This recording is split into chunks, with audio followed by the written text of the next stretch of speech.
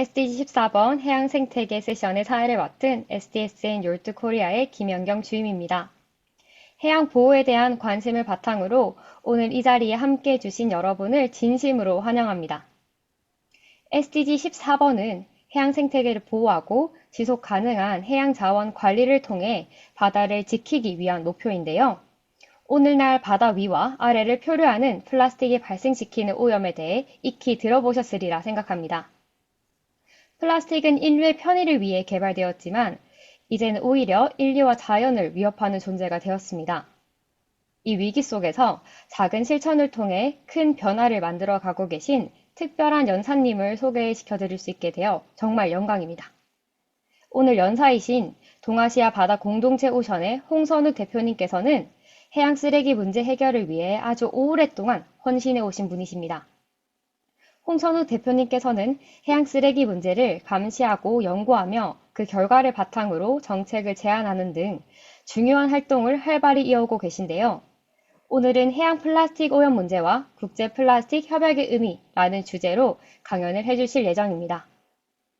마침 이번 달 부산에서 제5차 국제 플라스틱 협약 정부 간 협상위원회가 열릴 예정이라 더욱 시적절한 주제가 아닐까 싶습니다. 그럼 이제 큰 박수로 홍선우 대표님을 모셔보겠습니다. 여러분 너무 반갑습니다. 오늘 굉장히 중요한 자리에 저를 불러주셔서 아까 그 개회사부터 발표를 쭉 들어봤는데 너무나 의미 있는 활동을 하고 계신 젊은 청년들을 전국에서 동시에 이렇게 많이 만나게 될 수 있어서 너무 기쁘게 생각을 하고요. 최근에 저희가 오정 리질리언스하고 고려대학교 지속가능원하고 같이 MOU를 맺고 좀 더 적극적인 그 협력 활동을 시작하게 되는데 오늘도 그런 계기로 이렇게 만나게 돼서 너무나 기쁘게 생각합니다. 강의를 시작하겠습니다. 저는 그 좀 전에 이제 사회자께서 소개를 좀 해주셨지만, 어, 제가 오래전에 이 해양학을 공부하고 나서 이 해양 쓰레기 문제에 대해서 관심을 갖지는 않았었는데, 한참 뒤에 2001년부터 해양수산개발원에서 연구원으로 일을 할 때 해양 쓰레기 문제를 처음 알게 되었습니다. 그리고 그 문제에 저는 되게 관심이 많았고, 많은 환경단체들하고도 일을 했었었는데, 여러 가지 환경 문제 중에서 문제가 있다는 것을 말하기는 쉬운데, 그리고 그 실제로 줄일 수 있는 거는 정말 어려운 길이더라고요. 그래서 저는 좀 한 가지라도 문제 해결에 도움이 될 수 있는 그런 일을 하고 싶었고, 그 일이 제 직업이 되었습니다. 그래서 제가 가장 좋아하는 일, 잘하는 일을 직업으로 하게 돼서 굉장히 행복하게 지금 이 모든 일을 하고 있습니다. 그리고, 오션을 만든 것은 15년 전이어서, 제 오랜 그 활동 중에서, 활동이 총 23년이었는데, 오션 설립 전에도 여러 가지 활동들을 많이 했었고요. 그리고 학술적으로는 해양 쓰레기 문제에 대해서 가장 세계적으로 논문이 많이 실리고 있는 머린 폴루션 블레틴이라고 하는 학술지에 그 특별호의 편집위원이나 편집장 같은 것들을 역임을 하면서 이 해양 쓰레기 문제를 연구하고 대안을 발굴하고 연구 결과에 기반해서 정책을 제안하거나 실천을 제안하는 그런 활동들을 쭉 이어가고 있습니다. 오늘 오션 소개와 플라스틱 문제, 그리고 SDG 14.1의 내용, 그리고 다음 주에 있을 플라스틱 협약에 대한 이야기로 전개하겠습니다. 오션은 이렇게 얘기할 수 있어요. 내일의 지구를 위해 오늘의 바다를 살리는 오션입니다라고 말할 수 있습니다. 해양 쓰레기 문제의 한 가지에만 집중하고 있고요. 정부 보조금 없이 연구 사업을 한다든지 기업의 후원을 받아서 운영하고 있는 비영리 독립연구소입니다. 저희가 그 연구원들이 지금 많이 있는데 실제 운영은 거의 기업 후원금은 아니고 거의 대부분은 저희 연구 사업을 통해서 운영하고 있습니다. 저희 미션은 과학과 전문성에 기반해서 시민 운동으로 해양 쓰레기 문제 해결에 기여하는 것이고요. 동아시아라는 지리적 범위를 토대로 시작을 했는데 지금은 저희 활동의 범위가 아시아 태평양으로 넓어져서 비전을 아시아 태평양의 해양 쓰레기 문제 해결을 위한 플랫폼으로 잡고 있습니다. 통영에서 지구 바다를 지키고 있습니다. 음, 오션은 유엔 환경계획에서 2번 인증한 국내 유일한 비영리 사단법인이고요. 국제해사기구 IMO나 FAO, 세계식량농업기구의 해양쓰레기 프로젝트의 전략적 파트너입니다. 저희 오션은 어떤 사람들이 일하고 있냐면 석박사 학사 이렇게 총 14명이 일을 하고 있고 객관연구원 4명까지 하면 총 18명이 같이 해양쓰레기 한 가지만 파고 있습니다. 여성이 더 많고요. 20대, 30대가 더 많고요. 지역은 통영이 아닌 전국에서 모여서 일을 합니다. 전공도 굉장히 다양해서 해양 쓰레기 문제는 이 모든 인류의 문제이기 때문에 전공과 상관없이 하나의 그 목표를 향해서 다양한 방식으로 접근하고 있고요. 모니터링 연구팀에서 시민과학에 기반한 국가 해안 쓰레기 모니터링을 16년간 진행을 했고요. 미세 플라스틱도 연구를 합니다.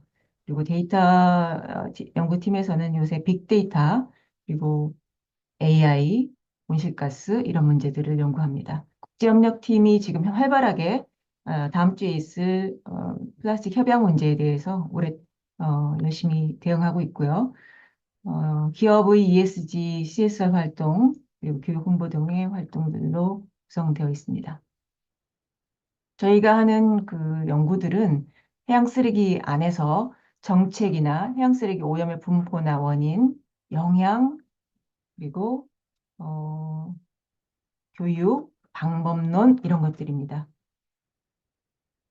총 29편의 논문을 발표했는데 19편이 국제학술지 SCI급에 발표한 논문입니다. 오션의 전문성에 대해서 설명하기 위해서 몇 개 장표를 준비했는데요. 저희의 가장 기본적인 연구는 해안의 쓰레기를 직접 조사하는 겁니다. 조사해서 어떤 것이 많이 있고 발생 원은 무엇인지 어떤 것부터 우리가 정책으로 또는 실천으로 줄여야 되는지에 대한 연구를 실시합니다. 이런 것들은 다 국제학술지 논문으로 낸 것들이고요. 그중에서 가장 심각한 것이 이 하얗게 보이는 그 양식업에 사용하는 스티로폼 부표입니다. 이것이 부스러져서 우리나라의 미세 플라스틱의 가장 중요한 발생 원인이 되고 있습니다. 우리가 이것을 어, 쓰지 못하게 하면 좋겠지만 우리나라가 이 굴이나 김해에 의존하는 부분이 산업적으로 굉장히 중요한 부분이기 때문에 한꺼번에 이걸 줄일 수가 없습니다. 사용량이 4,500만 개 정도 됩니다.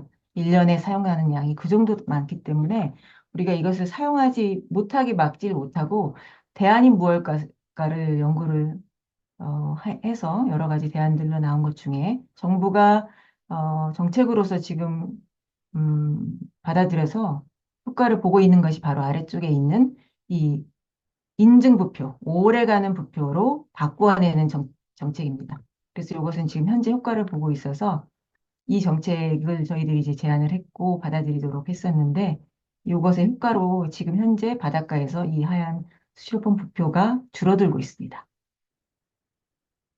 그 밖에 해군 함정이 실제로 폐어부 때문에 얼마나 피해를 입고 있는지 정량적으로 밝힌 연구도 있는데 이런 거는 전 세계적으로도 굉장히 드문 연구이고요. 어, 최근에 증가하고 있는 쓰레기로는 낚시 쓰레기 문제가 있습니다. 낚시꾼이 1,000만 명 시대라고 하는데요. 낚시 쓰레기를 줄이기 위한 대안들을 낚시인들 대상으로 설문을 통해서 찾아보고 그것을 또 논문으로 내고 이런 활동들을 벌이고 있습니다. 저희는 매주 정기 세미나를 통해서 공개적으로 이 운영하고 같이 공부하는 시간을 갖고 있고요. 공부하고 나서는 그 내용을 다 정리해서 지식 나눔을 실천하고 있습니다. 대학원 공부를 생각하시는 분들이 있다면 이 세미나를 잘 활용하시면 좋을 것 같고 유튜브에도 녹화되어 있습니다. 자, 빠르게 오션 소개를 해드렸고요. 지금부터 해양 쓰레기 그리고 해양 플라스틱 오염에 대한 문제 말씀드리겠습니다. 이 그림은 1955년에 미국에서 나온 라이프라고 하는 잡지의 그림입니다. 70년 전에 나왔는데 이렇게 어, 많은 식기류, 일회용품들을 판매하는 그런 글이었어요.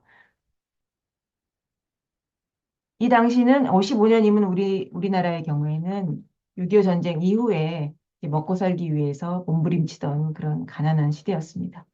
그런데 이 플라스틱이 그 1950년대 이후로 급격히 늘기 시작을 했습니다. 우리가 지금 있는 곳은 2024년 여기인데요. 앞으로 2060년까지 이 기울기가 더 가파르게 올라갈 것으로 전망을 하고 있습니다. 그런데 우리가 사용하고 있는 플라스틱은 전체적으로 봤을 때 한 45% 정도가 수명이 6개월 이하인 플라스틱입니다. 전체적으로 봤을 때 오래 쓸 수 있는 것들, 건설 재료라든지 자동차에 들어가는 것들은 오래 쓸 수 있지만 우리가 지금 많은 쓰레기를 6개월도 안 돼서 쓰고 버리고 있다는 것입니다. 그래서 우리가 가장 지금 심각하게 여기고 있는 것은 이 포장재, 용기, 이런 종류들입니다. 2018년에 나온 자료에 따르면 이제까지 생산된 플라스틱이 폐기가 돼서 쓰레기가 되었을 때 그중에 재활용되는 비율은 9%에 불과하다는 자료가 있었습니다. 그리고 지금도 6년이 지난 지금도 이 숫자는 유효합니다. 그리고 소각은 12%, 그럼 합치면은 21%이기 때문에 나머지 79%는 매립이 되거나 어딘가에 우리가 투기를 한다고 하거나 또는 그냥 방치되어 있습니다. 또는 바다로 들어가기도 합니다. 때로는 그걸 다른 폐플라스틱을 다른 나라로 수출하기도 하죠. 이 태평양에 쓰레기 섬이 있다고 하는 그런 이야기들이 사실 오랫동안 사람들의 어, 관심을 끌었었습니다. 지금 이것은 그 YTN의 화면을 캡처한 것인데요. 네덜란드에 있는 비영리 환경단체 오션 클린업이라고 하죠. 디 오션 클린업이라고 하는 파운데이션인데요. 여기서 태평양의 거대한 쓰레기 섬에서 쓰레기를 거둔 모습이라고 하면서 이런 이제 화면을 비추어 주었습니다. 그런데 실제로 그 현장이 어떤지 한번 보여드리도록 하겠습니다. 잘 눈여겨서 봐주세요. 이것이 바로 디 오션 클린업이 작업한 선박이고 그 작업한 현장의 모습입니다. 실제로 앞에서 그림에서 보시면 굉장히 많은 쓰레기를 한꺼번에 이렇게 수거를 하고 이러한 쓰레기가 계속 걸릴 것 같이 생각이 되지만 그렇지가 않습니다. 이 오션 클린업에서 수거한 쓰레기는 이렇게 부유하고 있는 막을 어, 여기 표면에 설치해가지고 이렇게 쓰레기를 수거합니다. 이 쓰레기 수거량은 얼마나 될까요? 2021년에 38kg, 2023년에는 346kg이었습니다.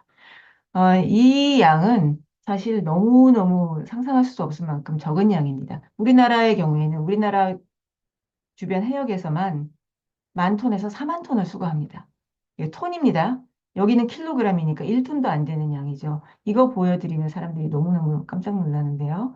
실제 현장의 모습은 어떤 상태냐면 작은 플라스틱 조각이 스프처럼 떠 있는 미세 플라스틱 밀집 지대입니다. 그래서 우리가 이제까지 잘못 알고 있었다는 것을 좀 상기를 시키면서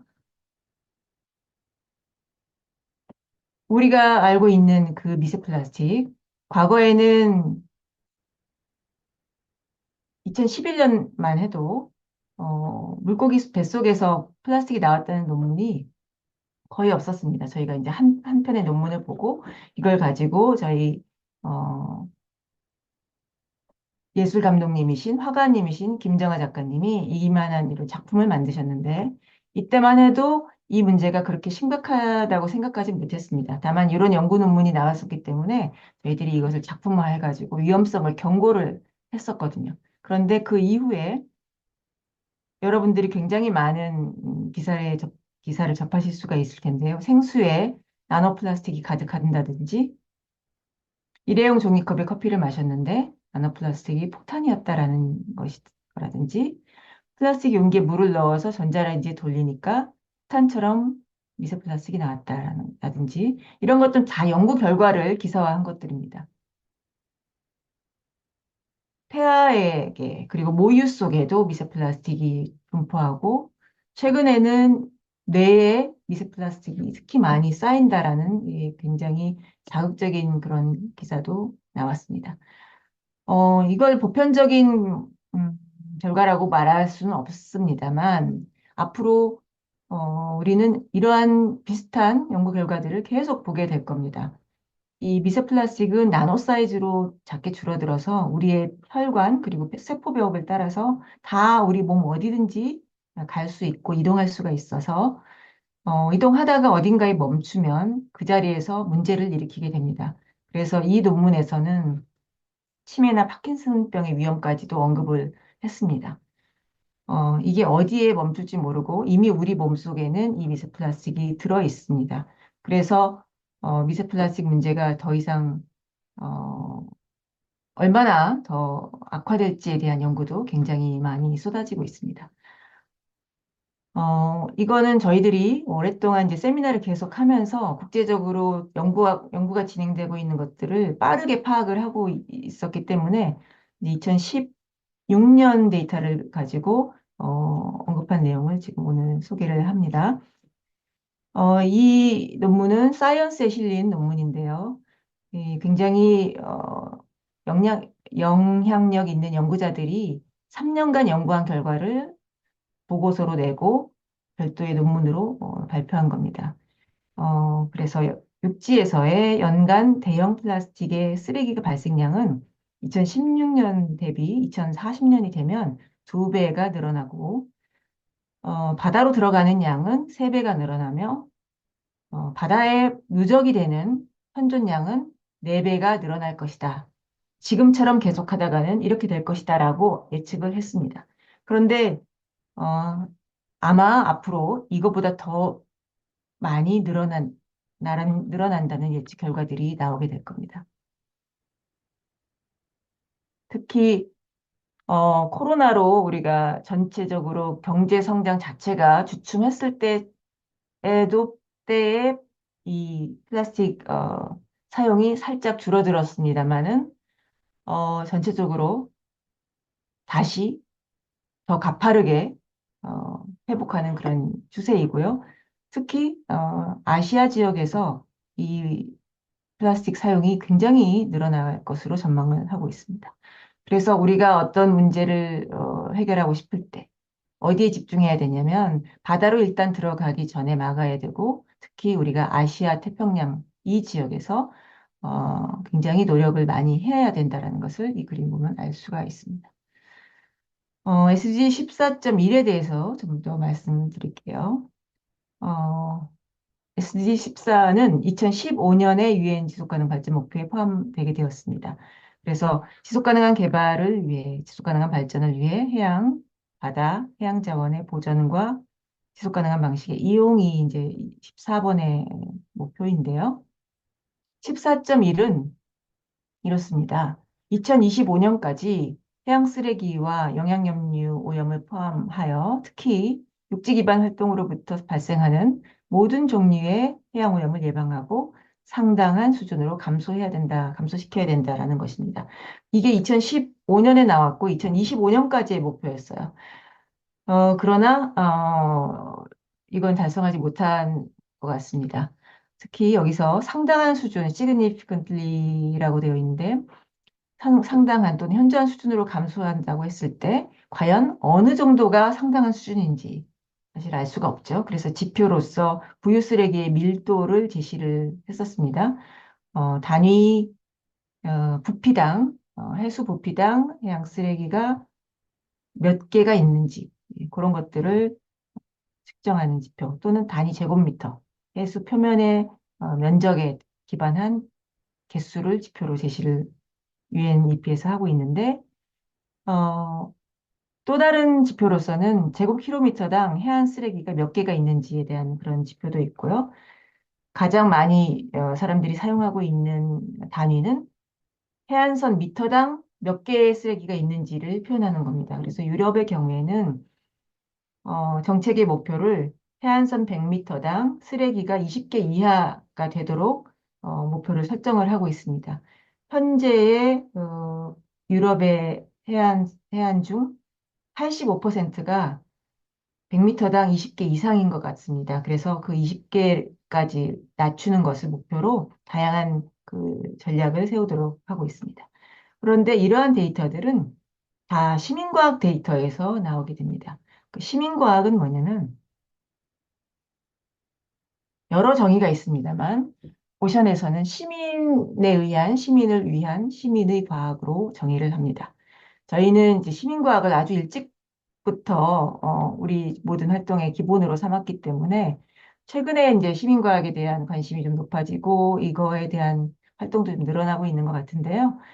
저희는 세계적으로 오션의 시민과학은 굉장히 탄탄한 배경과 그 성과를 내고 있습니다.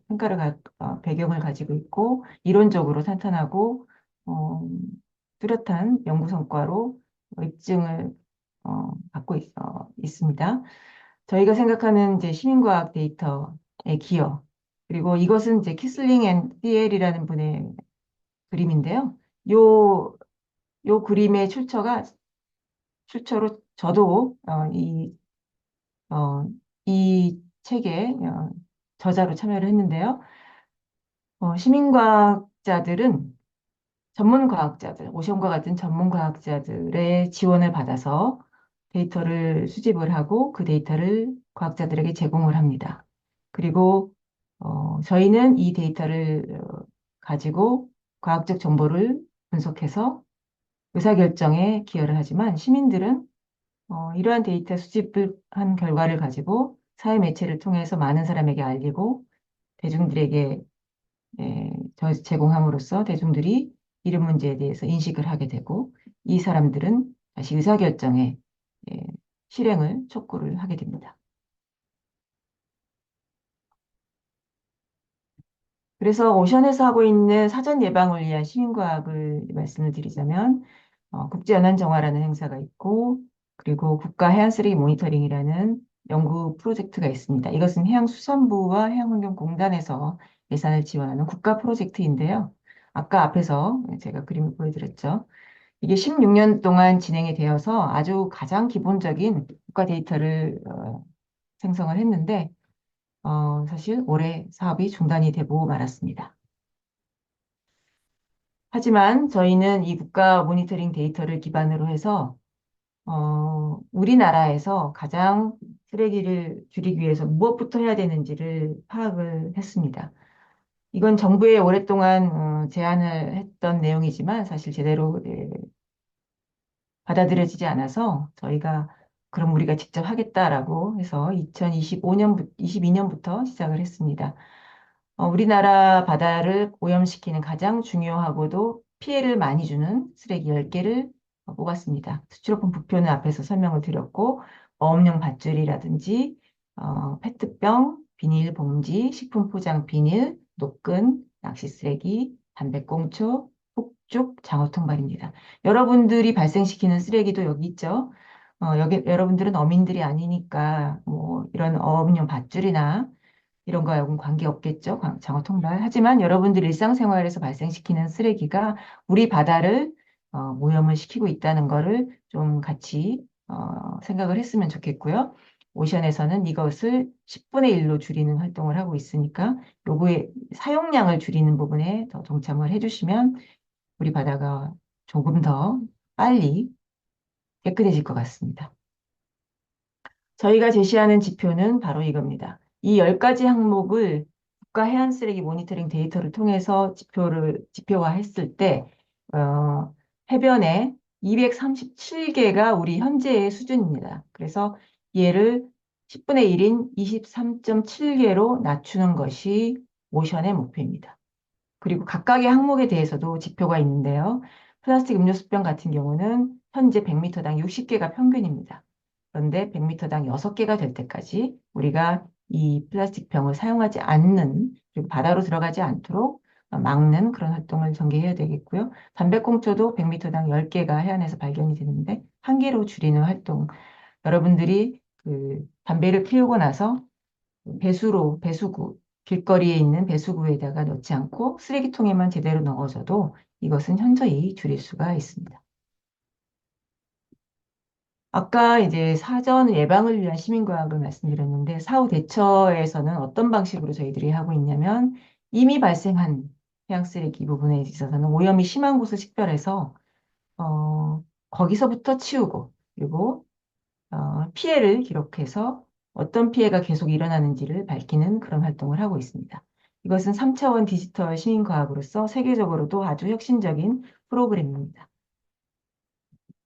설명드리면 이렇게 3차원 입체 공간이 있을 때 육지에서 발생시키는 이런 쓰레기를 제대로 치우지 않으면 이 쓰레기가 바다로 들어갑니다.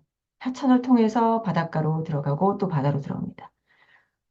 그래서 육지에서는 이 보라색의 바다기사단, 특히 저희가 영어로 어번나이츠라고 이름을 붙였거든요. 어번나이츠가 스마트폰을 이용해서 오염이 심한 곳을 기록하고 그 오염이 심한 곳이 빨리 청소가 될 수 있도록 촉구하는 그런 활동을 하게 되고요. 바닷가로 들어가게 되면 어, 테라나이츠가 출동합니다. 테라나이츠가 스마트폰을 가지고 가서 해안에 쓰레기가 많은 곳을 가가지고 부피로 환산하는 활동을 하게 됩니다. 그래서 부피로 환산했을 때 어떤 쓰레기가 많은지, 어디가 많은지를 보고 거기에 이 수거 인력을 수입할 수 있도록 지자체에다가 이런 정보들을 제공하는 그런 내용입니다. 또 사람이 접근할 수 없는 바닷가의 경우에는 드론을 띄워서 넓은 면적을 어, 빠르게 스캐닝을 해가지고 오염이 심한 곳을 파악합니다. 그리고 이 쓰레기가 바다로 들어가게 되면 우리가 접근할 수가 없잖아요. 그래서 다이버들이 바닷속에 들어갔을 때 이 쓰레기를 목격하거나 피해를 발견했을 때 수중 카메라로 사진을 기록하게 됩니다. 이런 기록은 전부 데이터 플랫폼에 올라가게 됩니다. 오션 클라우드라고 하는 데이터 플랫폼이 저희 따로 있는데요. 이 플랫폼은 데브브루라고 하는 IT 전문 기업에서 저희들에게 사회공헌 사업의 일환으로 제작을 해줬는데 이, 이 플랫폼이 있기 때문에 저희들이 이 데이터들을 모을 수가 있고 그 데이터를 가지고 분석하고 활용할 수가 있습니다. 그래서 여러분들도 이 바다기사단이라는 앱을 다운받으시면 바다기사단 활동을 손쉽게 할 수 있고 그걸 통해서 이 우리 바다를 보호하는 일에 쉽게 동참할 수가 있습니다. 다음은 테라나이츠 등 우리가 각 활동을 통해서 어떤 데이터가 나오는지 한번 소개를 드리도록 하겠습니다. 바닷가에 이렇게 쓰레기가 많을 경우에 테라나이트는 이것의 부피를 시각적으로 추정을 합니다. 그래서 이 지도에 표시를 하게 되면 가장 동그라미가 크고 색깔이 진한 곳이 나타납니다. 여기에다 여기에 우리가 일반 사람들이 청소를 할 수 있으면 좋지만 청소를 할 수 없을 정도로 많은 경우에는 지자체에 신고를 하게 됩니다. 안전신문고라는 앱을 통해서 신고를 하면 지자체에서 여기에 와서 청소를 하게 되죠. 아쿠아나이츠입니다. 바다 속에서 다이빙을 하다가 발견한 쓰레기가 있을 때 또는 이렇게 폐그물에 바다 오리가 걸려 죽는 이런 일들을 목격했을 때 이것을 기록으로 남기는 겁니다. 그래서 저희는 이러한 기록을 통해서 바닷속에서 이런 폐어망, 밧줄 같은 것들이 이 지속적으로 바다 생태계와 해양 생물에게 피해를 입힌다는 것을 알고 이 항목을 널리 캠페인 안에 넣었습니다. 그래서 이것들을 줄이기 위한 어민 교육을 올해도 어, 올해 한 20번 정도 교육을 실시를 했고요. 한 800명 정도 어민들에게 교육을 했습니다. 스카이나이츠 사례는 드론을 이용해서 공중에서 해변을 한꺼번에 쉽게 이렇게 한 번에 찍는 사진인데요. 이건 앞에 사진하고 예, 이, 어, 오염도는 비슷한데요. 멀리서 이렇게 찍어본 겁니다. 그리고 이것을 저희들은 어떻게 데이터를 활용하는지 보여드리도록 하겠습니다. 네, 이제 드론을 이용해서 영상을 찍으면 됩니다. 그러면 그것을 가지고 저희가 AI 모델을 이용해서 아까 보여드린 10가지 항목들을 이렇게 자동으로 식별해서 개수를 파악할 수 있는 그 기술을 개발을 했습니다.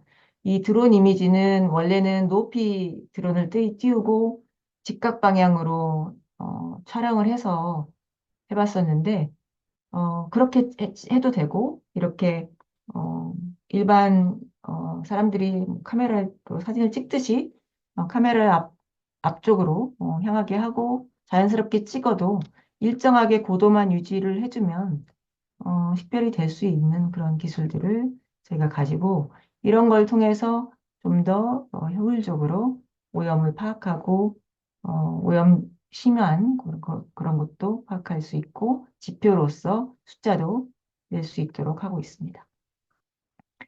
어번라이츠는 육지에서, 특히 도시에서 바닷가까지 가지 않아도 여러분들이 할 수 있는 활동으로서 바닷가가 아닌 길거리 쓰레기를 여러분들이 이렇게 사진을 찍고 이 안에 있는 쓰레기를 세워서 기록하는 활동인데, 저희가 이것을 더 많이 발전시켜서 AI 기능을 탑재한 앱도 개발을 했습니다. 베타 버전이 지금 나와 있는데 조금 더 그 학습을 좀 시켜야 될 것 같아요. 그런데 이런 식으로 사진을 찍으면 자동으로 이 안에 어떤 쓰레기가 있는지, 특히 아까 보여드린 10가지 쓰레기 중에서 일상생활과 관련된 쓰레기를 중심으로 자동으로 식별할 수 있는 그런 기능을 탑재를 시켰습니다. 그래서 여기가 여러분이 계시는 곳이 어디든 간에 이 바다기 사단 활동에 동참하실 수가 있겠습니다. 바다기 사단 플랫폼은 이 아시아 태평양 확산을 목표로 국제 버전을 출시를 했습니다. 영어로 된 플랫폼을 만들었고요. 앞에 있는 그런 앱들도 영어 버전을 만들어서 아시아 태평양에 저희랑 같이 협력하고 있거나 앞으로 같이 하게 될 여러 단체들, 기관들이 이런 데이터를 통해서 각 나라에서 쓰레기를 10분의 1로 줄이는 활동에 동참을 하도록 할 예정이고요. 그 데이터는 이렇게 모여가지고, 어, 전 지구 데이터 통합에 기여하도록 할 생각입니다. 지금 현재 전 세계의 그 데이터를 어떻게 통합적으로 사용할 것인가에 대한 연구들이 활발하게 진행이 되고 있고, 저희들은 이런 그 행사에도 참여를 해서 오션에 가서 운영하고 있는 이런 데이터 플랫폼을 이제 소개한 적도 있는데요. 지구 바다의 주 오염 지역인 아시아 지역 쪽은 데이터가 굉장히 부족합니다. 유럽이나 미국 쪽은 굉장히 많고요. 그래서 아시아 지역의 통합적인 데이터와 증거들을 이쪽에 제시를 하고 이 증거와 데이터에 기반한 문제 해결에 기여를 하려고 합니다. 그리고 아까 소개드린 바다기사단 플랫폼 이외에도 현재 저희가 하고 있는 코이카 사업 안에서 별도의 어, 해안 쓰레기 모니터링 전용 플랫폼도 운영하고 있어서 이런 데이터들을 전부 통합해가지고 이 임도스라고 하는 약자로 그런 데이터 시스템을 구축하려고 합니다. 다음은 이제 국제 플라스틱 협약의 의미에 대해서 말씀드리겠습니다. 아까 여러분들과 또 이우균 공동회장님 그 인사 말씀에서도 여러분들의 활동이 파리 협정에 집중하고 있다는 것을 알 수가 있었는데요. 파리 협정 이후에 가장 그 인류의 생존을 위협할 중요한 환경 문제가 바로 이것이고 플라스틱 문제고 국제 플라스틱 협약이 그런 중요한 협약이 될 것이라고 사람들이 전망을 하고 있습니다. 그래서 이 부분에 많이 좀 관심을 가져서 여러분들이 기후 문제와 이 플라스틱 문제를 서로 연결해서 활동을 하시면 너무 좋을 것 같습니다. 아까 이제 플라스틱 쓰레기 문제를 태평양 쓰레기 섬 이야기부터 이제 말씀을 드렸는데 그 이전에 60년대부터 이 해양 쓰레기에 대한 논문이 나오기 시작했습니다. 그래서 70년대는 유령어업 문제가 좀 많이 부각이 됐고, 90년대 들어서 해양 플라스틱 쓰레기에 대한 이야기가 나오기 시작했습니다. 그러니까 해양 쓰레기 안에서 조사를 많이 해보다 보니까 플라스틱이 70에서 90%를 차지하는 거예요. 그래서 해양 쓰레기는 이제 해양 플라스틱 쓰레기로 불러야 된다라는 것이 90년대 말에 그런 문이 형성이 됐고요. 그 이후에 태평양 쓰레기 섬이 10년, 20년 전 세계 여론을 강타를 했고 미세 플라스틱 연구가 2010년 이후에 시작이 되면서 미세 플라스틱에 대한 연간 오염에 대한 논문이 어, 지금 현재 3,000편 정도 나온다고 합니다. 그렇게 많은 논문들이 지금 쏟아지고 있습니다. 그리고 지금은 이제 그것에 바탕으로 해서 이것이 바다에서만 일어나는 문제가 아니고 육지에서의 문제다. 우리 인류 전체의 문제다라는 인식이 확산이 되었습니다. 그래서 2020년대 들어와서 국제 플라스틱 협약에 대한 언급이 시작이 되고 지금 빠르게 협약을 만들기 위한 과정이 진행이 되고 있습니다. 이걸 이렇게 된 이유는 이 플라스틱 오염이 지구 3대 위기의 이 핵심에 있다라고 UN EP에서 밝혔기 때문인데요. 어, 기후변화에도, 그리고 생물다양성 손실에도, 그리고 일반적인 토양, 대기, 수질 오염에도 이 플라스틱이 깊게 관여를 하고 있습니다. 그래서 우리가 플라스틱을 줄이기 위한 활동을 하게 되면 이 세 가지 분야에 여러분들의 활동이 우리들의 그 영향력이 미치게 되는 것입니다. 어, 여기서 플라스틱 협약에서 가장 핵심적으로 우리들이 관심을 가져야 될 부분은 과연 재활용으로서 이 문제를 해결할 수 있는가 하는 것입니다. 최근에 2024년 9월 24일 이런 기사가 났는데요. 캘리포니아의 법무장관이 엑손모빌이라고 하는 세계에서 두 번째로 큰 석유 가스 회사를 상대로 민사 처벌을 요구했는데요. 보세요. 이거 어떤 내용이냐면 수질오염. 그러니까 캘리포니아주의 수질오염, 허위 광고 및 불공정 경쟁을 금지하는 법률을 위반했다라고 하면서 다음과 같이 지적하고 있습니다. 이미 1970년대부터 재활용을 통해서 플라스틱 폐기물 문제를 해결할 수 없다는 사실을 알고 있었음에도 불구하고 석유회사는 플라스틱 생산 회사는 재활용을 전면에 앞세웠다. 그래서 대중을 속여왔다라고 지적을 하고 있고요. 엑소모빌은 기술로 처리한 대부분의 플라스틱 폐기물이 새 플라스틱을 만드는 원료로 재활용될 수 있다고 주장해 왔으나 실제로 재활용되는 비율은 8%에 불과하다고 지적을 했습니다. 우리도 좀 이런 이야기를 제가 하면 굉장히 사람들이 이렇게 속았다는 그런 느낌을 받게 되는데요. 엄청 열심히 분리수거를 했는데 그것이 큰 효과가 없었다니 여러 문제에 사람들이 많은 충격을 받고 있는 것 같습니다. 생분해성 플라스틱을 대안으로 생각하는 사람도 굉장히 많고 특히 우리나라 같이 기술이 발달된 나라에서는 기술이면 다 된다는 생각을 가지고 있는 사람들이 많아요. 그래서 플라스틱도 당연히 생분해성 플라스틱으로 다 대체를 할 수 있다라고 믿고 그것에 많은 예산을 투입해야 된다라고 말하는 분들이 많습니다. 그러나 이렇게 생분해 플라스틱을 구분해 보면 크게 뭐 여러 가지로 구분이 되는데 실제로 생분해가 안 되는 것들이 많이 있고요. 그중에 극히 일부가 잘 분해가 됩니다. 하지만 대부분 그런 분해도 진짜 자연 환경에서 입증된 게 아니고 실험실에서 입증된 그런 성분들이기 때문에 이것을 대안이라고 생각하면서 우리가 정책을 펼쳐나간다면 우리는 이 플라스틱 오염을 막을 수가 없습니다. 그래서 그린워싱에 속지 말아야 된다는 그런 기사들도 요새 이제 많이 쏟아지고 있습니다. 그래서 강조하고 싶은 것, 우리가 이 재활용률 9% 이런 걸 생각하면서 이 밑에 바닥에 깔린 쓰레기를 어떻게 해결할 것인가를 고민해서는 안 됩니다. 이것으로서는 우리가 문제를 해결할 수가 없습니다. 이건 UNEP의 이 보고서의 표지인데요. 이게 수도꼭지가 지금 이게 실제 설치한 작품입니다. 이 속에 이제 파이프를 세워가지고 이 수도꼭지 모양을 설치를 하고 어, 페트병을 여기다가 이렇게 매달아 놓은 겁니다. 그래서 세계 각 여러 곳에 이런 설치 미술을 통해서 이 재활용이 문제가 아니라 이 수도꼭지를 잠그는 것이 가장 중요하고 시급하다라는 것을 알리는 그런 작품들인데요. 저희 오션에서는 일찌감치 이 수도꼭지를 잠가야 된다는 이야기를 15년 전부터 하고 있었습니다. 어, 이것에 저희는 집중을 하고 있습니다. 그러나 저희의 힘만으로는 안 되죠. 정부와 기업의 역할이 굉장히 중요하죠.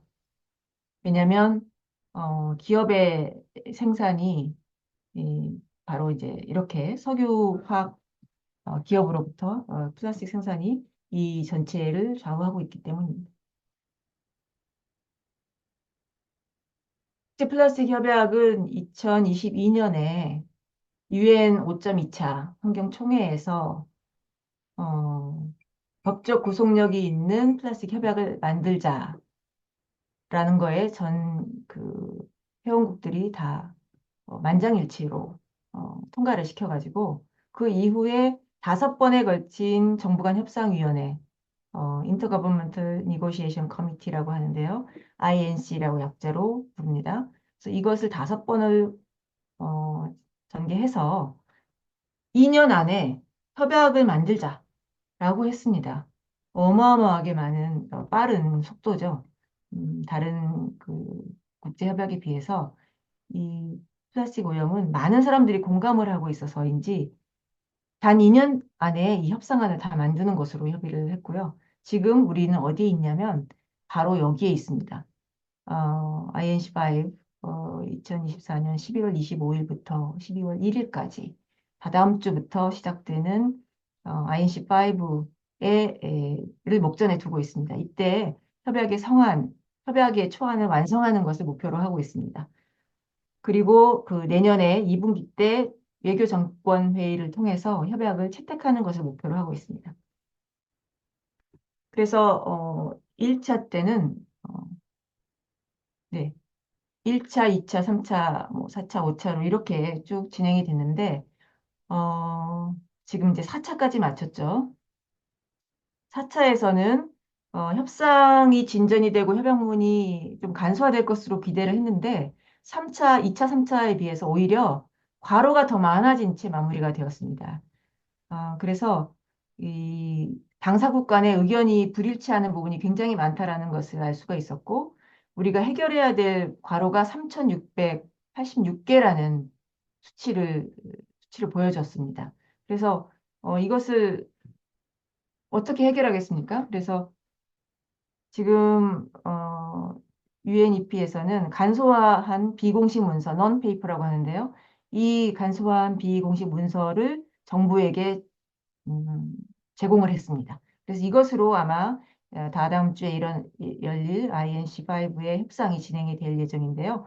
이 안에는 반드시 포함되어야 하는 의무사항을 표시를 했다고 합니다. 이것은 이제 정부 이외에는 볼 수가 없게 되어 있어서 저는 여기까지만 말씀을 드리도록 하겠습니다.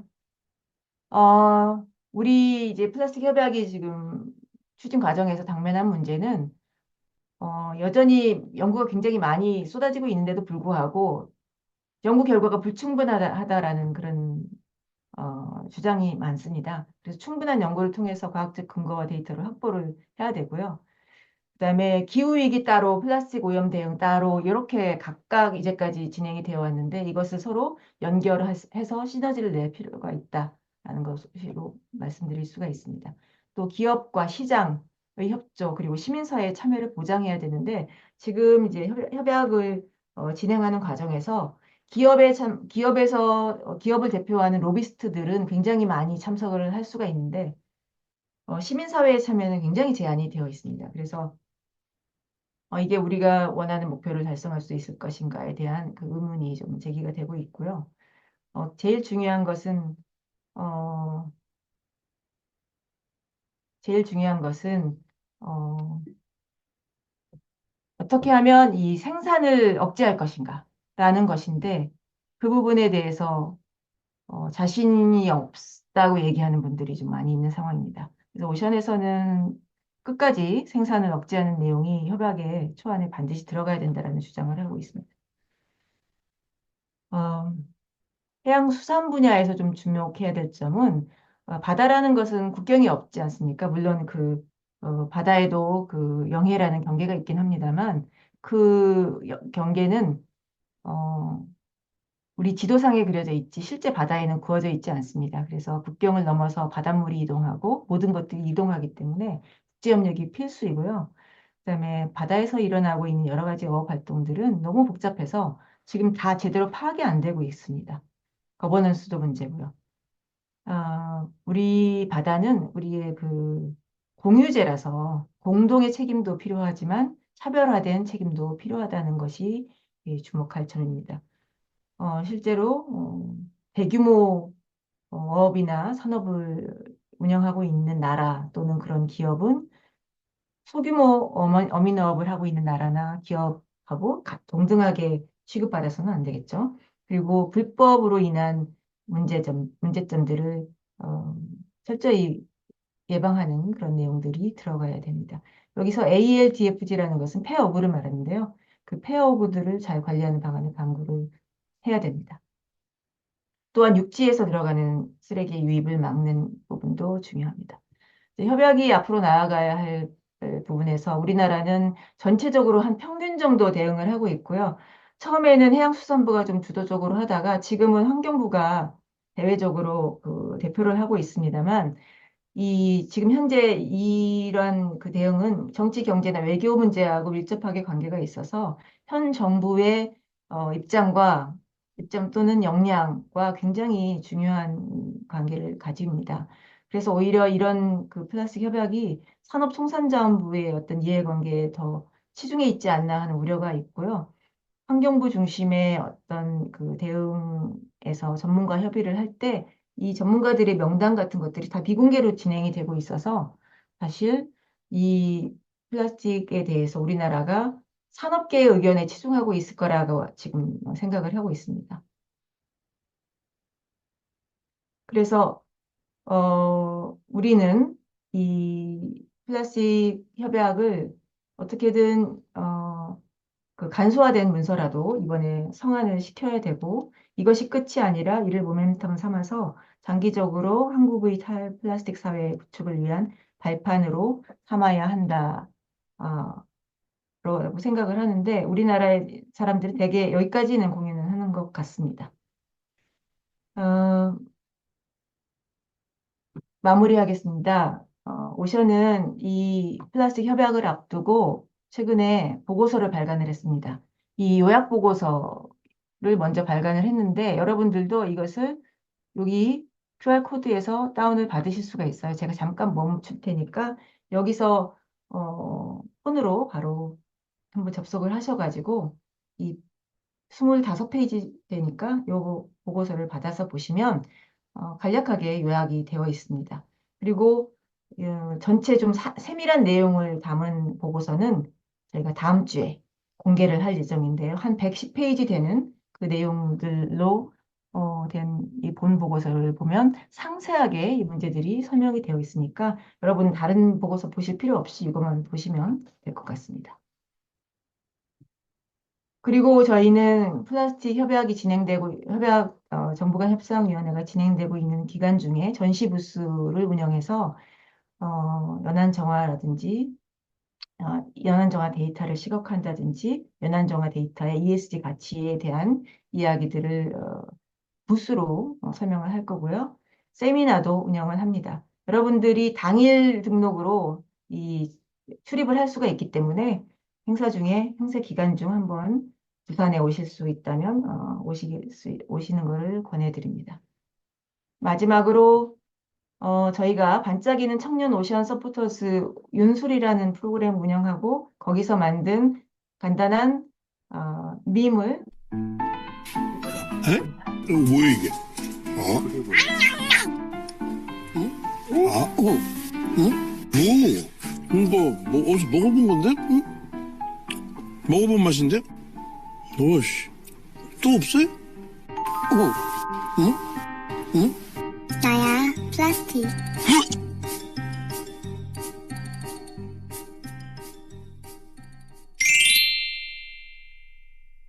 지금이 골든타임입니다. 모션과 함께 해주세요. 이상으로 강의를 마치겠습니다. 감사합니다. 대표님 양질의 강연 너무 감사드립니다.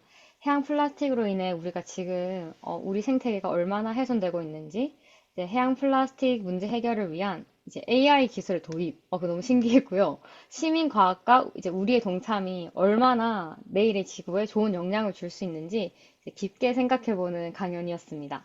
이제 약 10분간 이제 질의응답 세션을 가져보고자 하는데요.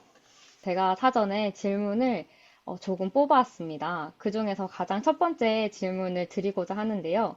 이제 해양 플라스틱 해결을 위한 이제 산업계에서의 청년의 역할을 여쭤보고자 합니다.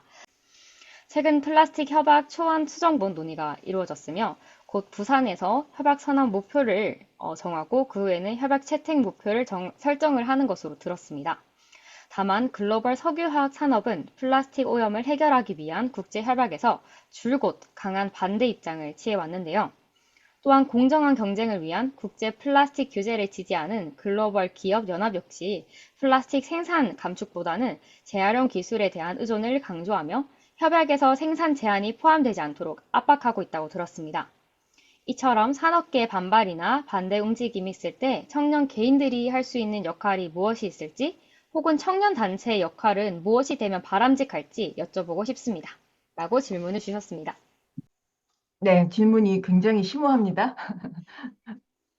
아, 제가 일상적으로 이제 청년들에게 어떤 실천을 하라고 이야기하는 거하고 다르게 지금은 이제 우리가 플라스틱 협약을 앞두고 있고 그리고 개인이 아니라 어떤 단체의 역할을 먼저 말씀을 드리자면 지금은 이 플라스틱 협약 안에 플라스틱 생산을 억제해야 된다, 통제해야 된다, 줄여야 된다 라는 내용이 반드시 들어가도록 여러분들이 지지를 보내주셔야 됩니다. 우리나라에서는 지금 풀뿌리 연대라는 시민단체 연합이 지금 이 활동을 하고 있어요. 저희 오션도 그린피스와 함께 여기 안에 들어가 있습니다. 그래서 이 활동을 지지하고 그 서명을 하고 후원을 하고 여러분의 마음만이 아니라 후원과 서명으로 여러분의 의지를 직접 보여주셔야 되는 중요한 시점이고요. 그리고 주변에 널리 퍼뜨려 주시는 거. 아까 제가 보여드렸던 저희 밈 영상 같은 거, 그런 것들을 주변에 널리 퍼뜨려 주시는 것이 여러분들이 지금 바로 하시면 너무 좋을 그런 활동입니다. 그리고 이제 개인들은 아까 말씀드린 열릴 캠페인의 여러 가지 항목들을 내가 사용하지 않도록 쓰레기로 배출하지 않도록 그런 실천을 하는 것이 중요합니다. 두 번째 질문은 어망과 어구에 대한 질문인데요. 보증금 제도의 국내 정착에 대한 전망에 대한 질문을 조금 드리고자 합니다. 해양수산부에서 일정 금액의 보증금이 포함된 어구를 어업인이 구매하고 폐어구를 가져오면 보증금을 돌려주는 어구 보증금 제도의 시행을 준비하고 있다고 들었는데요. 해당 제도의 국내 정착 전망을 어떻게 보시는지 대표님께 질문을 여쭙고자 합니다. 네. 이 어구 보증금 제도 같은 거는 굉장히 아주 정말 많은 사람들이 알기 어려운 그런 제도인데, 최근에 시작을 했고요. 어민들이 어구를 살 때 일정 금액을 그 안에 이제 보증금으로 포함을 시켰다가 아니요. 다 사용 후에, 어, 새로운 것으로 교체를 할 때 폐어구를 반납을 하면서 그 보증금을 되돌려받는 그런 제도인데요. 이게 이제 생각해 보시면 어구를 몇 개월에서 몇 년씩 쓰잖아요. 그러면은 어구를 살 때, 그다음에 마지막에 돌려받는 시간까지 굉장히 많은 시간이 걸립니다.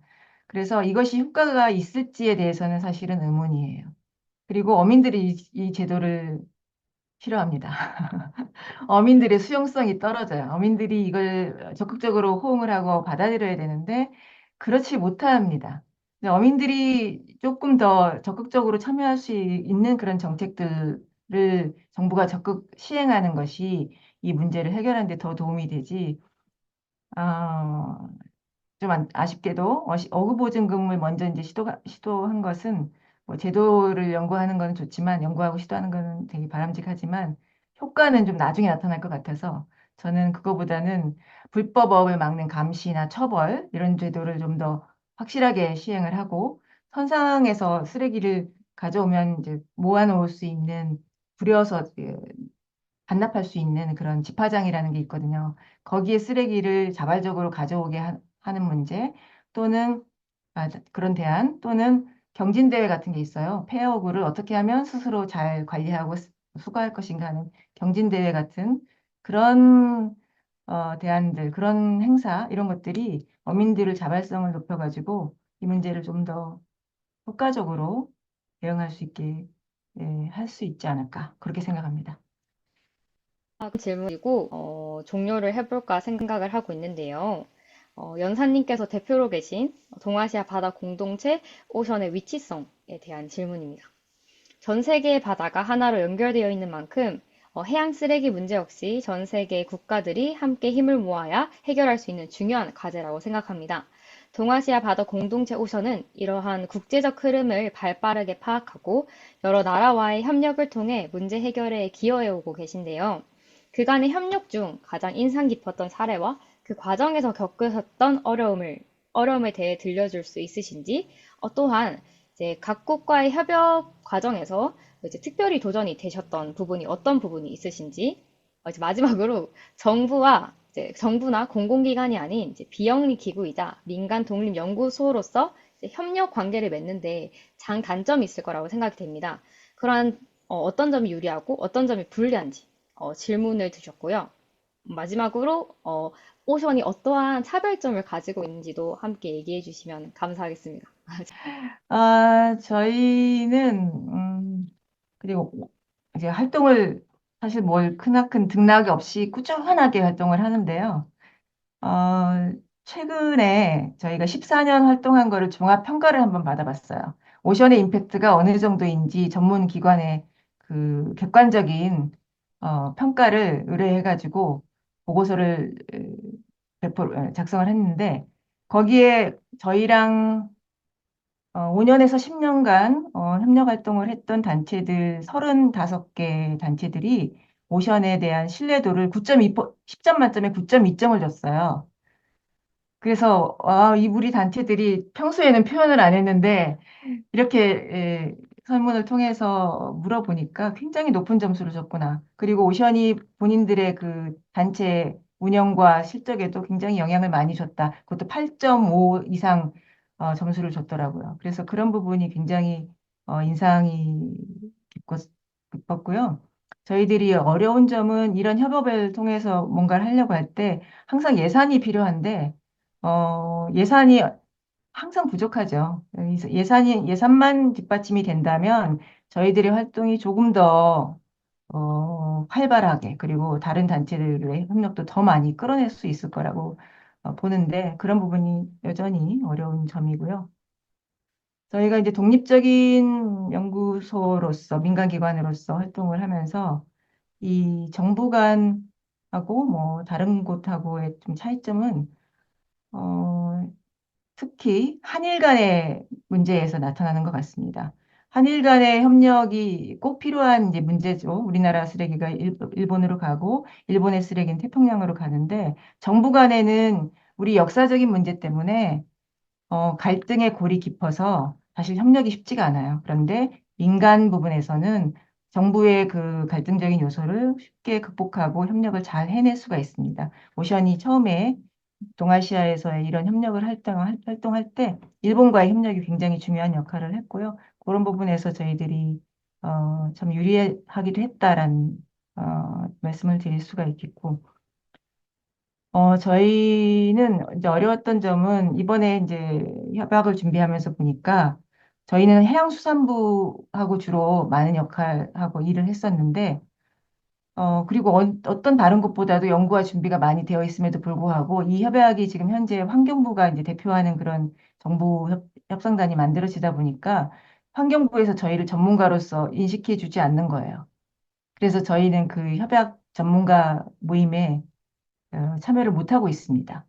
이제 그런 부분이 아쉬운 점이고요. 그래도 오션에서는 국내외, 특히 아시아 태평양 지역에서 다른 어떤 연구소나 어떤 기관보다도 굉장히 오랫동안 쌓아온 전문성, 그리고 협력 마인드, 어, 그리고 문제 해결 중심의 활동, 이런 것들로 인해서 흔들림 없이 앞으로 계속 나갈 거고, 그 부분에 있어서 많은 단체, 그 이외에 다른 연구기관이나 국제기구에서도 큰 신뢰를 보여주고 있다고 생각을 합니다. 그런 부분이 차별점인 것 같습니다.